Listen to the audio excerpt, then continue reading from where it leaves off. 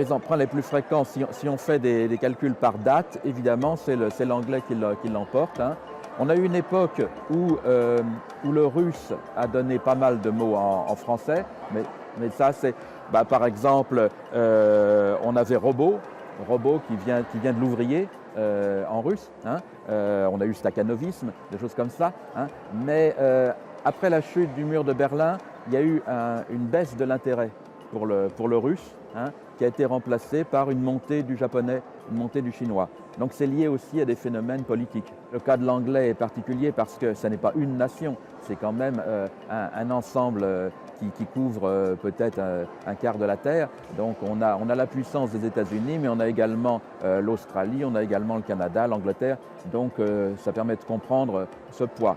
Cela dit, il commence à y avoir maintenant des emprunts un peu spécialisés par type d'anglais. C'est-à-dire qu'il y a l'anglais parlé par exemple à Singapour, l'anglais parlé en Australie, l'anglais parlé aux États-Unis, qui commence à donner éventuellement des mots en français qui peuvent être un petit peu différents. Ça tient à une position d'échange dans le monde. On a un cas inverse qui est très intéressant, c'est le cas de l'islandais, parce que l'Islande a été presque sans contact avec le continent pendant des siècles, hein, et on arrive à une situation qui n'a pratiquement pas d'emprunt en islandais. Mais en même temps, c'est un peu une perte, hein, alors que le danois et le norvégien, qui étaient à l'origine la même langue, eux ont accepté beaucoup d'emprunts de l'allemand, de l'anglais, etc.